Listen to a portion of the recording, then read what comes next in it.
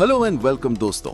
आज है मई 5, 2026 और हम हाजिर हैं आज के डेली करंट अफेयर्स पॉडकास्ट के साथ। मैं हूं जिया और मैं हूं विराट। हम दोनों स्कोर क्लेवर के करंट अफेयर्स एक्सपर्ट्स हैं। दोस्तों, हमारे इस पॉडकास्ट का कंटेंट स्कोर क्लेवर के daily banking premium current affairs PDF से लिया गया है। बिल्कुल, और आपको बता दूं कि ये पीडीएफ बहुत ही कंसाइज है।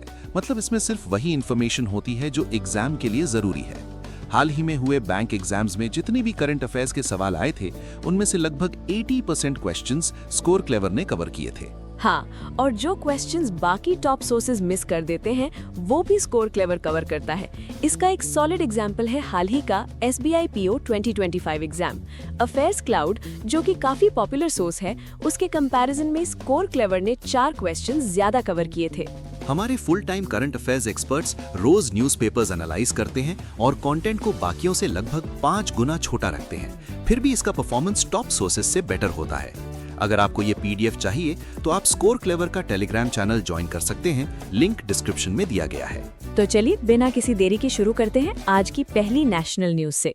सेंट्रल गवर्नमेंट ने जम्मू एंड कश्मीर के कठुआ डिस्ट्रिक्ट के 6 बॉर्डर विलेजेस को वाइब्रेंट विलेजेस प्रोग्राम के सेकंड फेज में शामिल किया है। इस प्रोग्राम को VVP भी कहते हैं। इसका मेन मोटिव है हमारे बॉर्डर एरियाज में डेवलपमेंट को तेज करना और वहां के लोगों की लिविंग कंडीशंस को इम्प्रूव करना। जो 6 विलेजेस VVP2 में ऐड हुए हैं, उनके नाम हैं बोबिया, कडियाला, गजनल, करोल कृष्णा, रठवा और गुज्जरचक। बिल्कुल, नाम थोड़े ज्यादा हैं पर एग्जाम के लिए याद रखने पड़ेंगे। अब बढ़ते हैं अगली न्यूज की तरफ। इंडिया ने न्यू दिल्ली में ब्रिक्स मीना मीटिंग को चेयर किया है। सबसे पहले तो ये मीना का मतलब समझ लेते हैं। मीना मतलब middle east and north Africa. इस मीटिंग को हमारी मिनिस्ट्री ऑफ एक्सटर्नल अफेयर्स की secretary south doctor Neena Malhotra ने चेयर किया। इसमें ब्राजील, रशिया, इंडिया, चाइना और साउथ अफ्रीका के डेप्यूटी फॉरेन मिनिस्टर्स शामिल हुए। इस मीटिंग में काफी सीरियस इंटरनेशनल मुद्दों पर बात हुई, जैसे सीरिया में पोस्ट कॉन्फ्लिक्ट रिकंस्ट्रक्शन, येमन में पॉलिटिकल सेटलमेंट और इराक में स्टेबिलिटी और डेवलपमेंट कैसे लाया जाए। इसके अलावा लीबिया के पॉलिटिकल प्रोसेस और सूडान के ह्यूमैनिटेरियन क्राइसिस पर भी डिस्कशन हुआ। और एक इम्पॉर्टेंट बात नोट करने वाली ये है कि अब ये मेंबर्स अगली बार 2027 में मिलेंगे और उस मीटिंग की चेयरशिप चाइना के पास होगी। सही कहा। अब आते हैं बैंकिंग सेक्टर की न्यूज पर, और ये काफी बड़ी खबर है।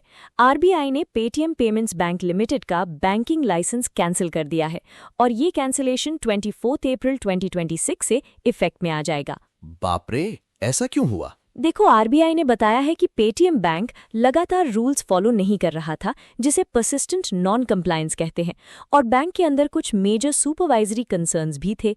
इसलिए RBI को ये सख्त एक्शन लेना पड़ा। रूल्स तो भाई सबको फॉलो करने पड़ते हैं, खासकर बैंकिंग में।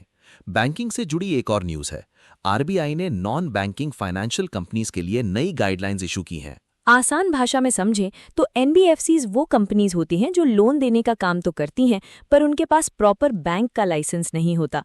ये जो नई गाइडलाइंस आई हैं, ये उन NBFCs के लिए हैं जो पब्लिक का पैसा इस्तेमाल नहीं करती और जिनका कस्टमर्स से डायरेक्ट कोई इंटरफेस नहीं होता। ये नए रूल्स जुलाई 2026 से लागू होंगे। इसके हिसाब से जिन एंटिटीज का एसेट साइज 1000 करोड़ रुपीस से कम है, उन्हें अनरजिस्टर्ड टाइप 1 NBFCs कहा जाएगा। इनको RBI के साथ रजिस्ट्रेशन कराने की जरूरत नहीं होगी, मतलब ये एग्जेम्प्टेड रहेंगी। और जो NBFCs इस क्राइटेरिया को मीट नहीं करती, उन्हें टाइप 2 NBFCs की कैटेगरी में रखा जाएगा। काफी क्लियर है। दोस्तों, आगे बढ़ने से पहले आपके लिए एक बहुत ही काम की इन्फॉर्मेशन। अगर आप भी करंट अफेयर्स और जीके याद करके भूल जाते हैं, तो आपको गूगल प्ले स्टोर से स्कोर क्लेवर ऐप जरूर डाउनलोड करना चाहिए। इस ऐप में एक बहुत ही यूनिक और नई लर्निंग टेक्निक यूज की गई है। आप जो भी एक बार पढ़ेंगे वो कभी नहीं भूलेंगे। ये ऐप प्रिडिक्ट कर लेता है कि आप कोई पर्टिकुलर इन्फॉर्मेशन कब भूलने वाले हैं और उसी टाइम पर आपसे वो चीज रिवाइज करवा देता है। मतलब एग्जाम से पहले खुद से मैनुअल रिवीजन करने की कोई टेंशन ही नहीं। तो आज ही स्कोर क्लेवर ऐप डाउनलोड करें। और हाँ दोस्तों, हमें कमेंट्स में जरूर बताएं कि आपको हमारा ये नया पॉडकास्ट इनिशिएटिव कैसा लग रहा है। इस पॉडकास्ट को बनाने में हमारी टीम की बहुत मेहनत लगती है, तो प्लीज इस वीडियो को लाइक करें, अपने कम से कम 5 दोस्तों के साथ शेयर करें और सब्सक्राइब करना बिल्कुल मत भूलना। चलिए वापस आते हैं न्यूज पर। अग्रीमेंट्स के सेक्शन में एक बहुत बड़ी खबर है। इंडिया और न्यूजीलैंड के बीच फ्री ट्रेड अग्रीमेंट साइन हुआ है। FTA का मतलब होता है 2 देशों के बीच बिना किसी हेवी टैक्स या ड्यूटी के व्यापार होना। इसे नई दिल्ली के भारत मंडपम में साइन किया गया। हमारे यूनियन मिनिस्टर पीयूष गोयल और न्यूजीलैंड के टॉड मैकले ने इसे साइन किया। इस एग्रीमेंट के तहत इंडिया को न्यूजीलैंड में 8,284 टैरिफ लाइंस पर 100% ड्यूटी फ्री एक्सेस मिल गया है। और इसके बदले में इंडिया ने भी अपनी 70.03% टैरिफ लाइंस को लिबरलाइज कर दिया है। इससे दोनों देशों का 95% बायलेटरल ट्रेड कवर हो जाएगा। न्यूजीलैंड ने 139 सब सेक्टर्स के अंदर 118 सर्विस सेक्टर्स ओपन किए हैं, वो भी मोस्ट फेवर्ड नेशन कमिटमेंट्स के साथ। MFN का मतलब है कि बिजनेस में सबसे बेस्ट ट्रीटमेंट देना। और इतना ही नहीं, न्यूजीलैंड ने इंडिया में अगले 15 सालों में $20 बिलियन का इन्वेस्टमेंट करने का कमिटमेंट भी दिया है। ये पैसा इंफ्रास्ट्रक्चर, रिन्यूएबल एनर्जी, मैन्युफैक्चरिंग और स्टार्टअप्स जैसे सेक्टर्स में लगाया जाएगा। वाओ, ये तो इकोनॉमी के लिए बहुत बड़ा बूस्ट है। एक और एग्रीमेंट की न्यूज़ है। इंडिया की एक एरोस्पेस और डिफेंस कंपनी है सिग्मा एडवांस सिस्टम्स LTD। इन्होंने यूनाइटेड किंगडम की फेमस कंपनी रोल्स रॉयस के साथ 7 साल का एग्रीमेंट साइन किया है। इस डील की वैल्यू है 3,800 करोड़ रुपए, जो लगभग 300 मिलियन पाउंड्स के बराबर है। इस एग्रीमेंट के अंदर इंडियन कंपनी बहुत ही हाई प्रिसिजन और सेफ्टी क्रिटिकल कंपोनेंट्स बनाएगी, जो रोल्स रॉयस की ग्लोबल एरोस्पेस प्रोग्राम्स में यूज होंगे। क्या बात है, मेड इन इंडिया पार्ट्स अब रोल्स रॉयस में लगेंगे। अब एक रिपोर्ट की बात करते हैं। Stockholm International Peace Research Institute, जिसे सिप्री भी कहते हैं, उन्होंने अपनी 2025 की वर्ल्ड मिलिट्री एक्सपेंडिचर रिपोर्ट निकाली है। इस रिपोर्ट के हिसाब से 2025 में दुनिया में सबसे ज्यादा मिलिट्री पर खर्चा करने वाले देशों में इंडिया 5th रैंक पर है। इंडिया का डिफेंस एक्सपेंडिचर $92.1 बिलियन तक पहुंच गया है, जो पिछले साल के मुकाबले 8.9% ज्यादा है। अगर पूरी दुनिया की मिलिट्री स्पेंडिंग को देखें तो इंडिया का शेयर 3.2% है, और अगर रैंकिंग्स की बात करें तो नंबर 1 पर है USA, जिसका खर्चा है $954 बिलियन। उसके बाद आते हैं चाइना, रशिया और जर्मनी। अब इंटरनेशनल न्यूज की तरफ चलते हैं। एशियन डेवलपमेंट बैंक ने एशिया पैसिफिक रीजन में पावर और डिजिटल नेटवर्क्स को जोड़ने के लिए $70 बिलियन का एक कनेक्टिविटी इनिशिएटिव लॉन्च किया है। इसका टारगेट है 2035 तक का।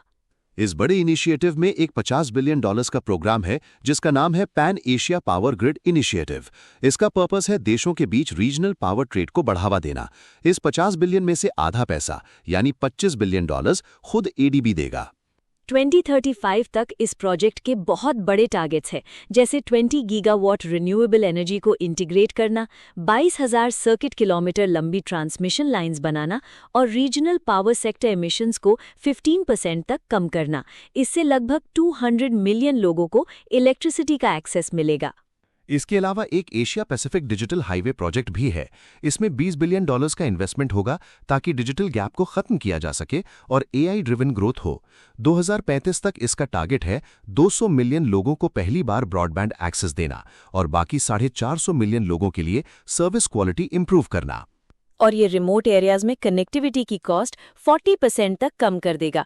इस प्रोग्राम के अंदर साउथ कोरिया के सियोल में एक centre for AI innovation and development भी बनाया जाएगा। ये सारी अनाउंसमेंट्स उज़्बेकिस्तान के समरकंद में हुई बैंक की 59th एनुअल मीटिंग में की गई। बिजनेस सेक्शन में भी कुछ इंटरेस्टिंग न्यूज़ है। सहजानंद मेडिकल टेक्नोलॉजीज लिमिटेड को ISO 5001:2018 energy management system certification मिला है। आसान भाषा में बताऊं तो ये एक इंटरनेशनल स्टैंडर्ड है जो ये तय करता है कि कोई कंपनी अपनी एनर्जी कितने अच्छे से बचा रही है और मैनेज कर रही है। बिल्कुल, और ये सर्टिफिकेशन पाने वाली ये इंडिया की पहली डोमेस्टिक कार्डियोवैस्कुलर मैन्युफैक्चरिंग यूनिट बन गई है। कार्डियोवैस्कुलर मतलब हार्ट से रिलेटेड मेडिकल चीजें बनाने वाली कंपनी। ये सर्टिफिकेशन गुजरात के सूरत और तेलंगाना के हैदराबाद में मौजूद इनकी मैन्युफैक्चरिंग फैसिलिटीज पर अप्लाई होगा। नेक्स्ट बिजनेस न्यूज तो और भी ग्रैंड है। हमारे यूनियन मिनिस्टर अश्विनी वैष्णव और आंध्र प्रदेश के chief minister N. Chandrababu Naidu ने विशाखापट्टनम के तारुलवाड़ा में Google cloud India AI hub का फाउंडेशन स्टोन रखा है। इसकी वैल्यू $15 बिलियन यानी लगभग 1.35 लाख करोड़ रुपए है। ये इंडिया का अब तक का सबसे बड़ा single foreign direct investment project है। इस फैसिलिटी को मैनेज करेनी रेडन इन्फोटेक इंडिया प्राइवेट लिमिटेड, जो कि गूगल की ही एक सब्सिडियरी है। ये प्रोजेक्ट अडानी कनेक्स और एयरटेल के एनएक्स्ट्रा के साथ मिलकर पूरा किया जाएगा। 5 साल में ये बनकर तैयार होगा और इसकी कैपेसिटी 1 गीगावाट होगी, जो इसे इंडिया के सबसे बड़े एआई फोकस्ड डेटा सेंटर्स में से एक बना देगा। साइंस एंड टेक्नोलॉजी से भी एक कमाल की न्यूज़ है। इंडियन स्पेस स्टार्टअप पिक्सल ने सर्वम के साथ पार्टनरशिप की है। ये मिलकर इंडिया की पहली ऑर्बिटल डेटा सेंटर सैटेलाइट बना रहे हैं, जिसका नाम रखा गया है पाथफाइंडर। ये स्पेसक्राफ्ट 200 किलोग्राम क्लास का है और इसे 2026 के 4th क्वार्टर तक ऑर्बिट में लॉन्च करने का प्लान है। इसमें पिक्सल का काम होगा सैटेलाइट को डिजाइन करना, बनाना और लॉन्च करना। और सर्वम इसमें अपना एआई फ्रेमवर्क इंटीग्रेट करेगा। इससे होगा ये कि स्पेस में ही सैटेलाइट के अंदर एआई की ट्रेनिंग और इन्फ्रेंस का काम हो सकेगा। ये सब फुल स्टैक लैंग्वेज मॉडल्स के थ्रू होगा। अब एक न्यूज स्टेट से लेते हैं। महाराष्ट्र कैबिनेट ने एआई पॉलिसी 2026 को अप्रूव कर दिया है। इसका फोकस स्टेट में टेक्नोलॉजी की ग्रोथ और इंफ्रास्ट्रक्चर डेवलपमेंट पर है। इस पॉलिसी का टारगेट है कि 2031 तक 10,000 करोड़ रुपए का इन्वेस्टमेंट अट्रैक्ट किया जाए और 1.5 लाख नई एम्प्लॉयमेंट अपॉर्चुनिटीज क्रिएट की जाए। इसके लिए इनोवेशन सेंटर्स बनाए जाएंगे और स्किल ट्रेनिंग प्रोग्राम्स चलाए जाएंगे। और आज की आखिरी खबर अपॉइंटमेंट से है। गवर्नमेंट ऑफ इंडिया ने नीति आयोग में 2 नए फुल टाइम मेंबर्स अपॉइंट किए हैं। इनके नाम हैं डॉक्टर आर बालासुब्रमण्यम और डॉक्टर जोरम आनिया। तो दोस्तों, ये थे आज के सारे इंपॉर्टेंट करंट अफेयर्स। अब आपके लिए खास अनाउंसमेंट। क्या आप अपने करंट अफेयर्स की नॉलेज को टेस्ट करना चाहते हैं? तो टेलीग्राम पर ज्वाइन करें हमारा करंट अफेयर्स लीग। इसे आप करंट अफेयर्स का आईपीएल भी कह सकते हैं। यहाँ रोज रात 8 बजे उसी दिन के करंट अफेयर्स पर क्विज होता है। हर महीने एक नई लीग शुरू होती है और महीने के अंत तक स्कोर्स काउंट किए जाते हैं। और हाँ, जो विनर्स होते हैं उन्हें मिलते हैं बहुत ही एक्साइटिंग रिवॉर्ड्स। तो अपनी प्रैक्टिस को मजेदार बनाने के लिए अभी Telegram channel current affairs league join करें। ज्वाइनिंग लिंक आपको डिस्क्रिप्शन में मिल जाएगा। आज के लिए बस इतना ही दोस्तों। अच्छे से पढ़ते रहिए और खुश रहिए। मिलते हैं अगले एपिसोड में। तब तक के लिए good bye. Bye bye, take care.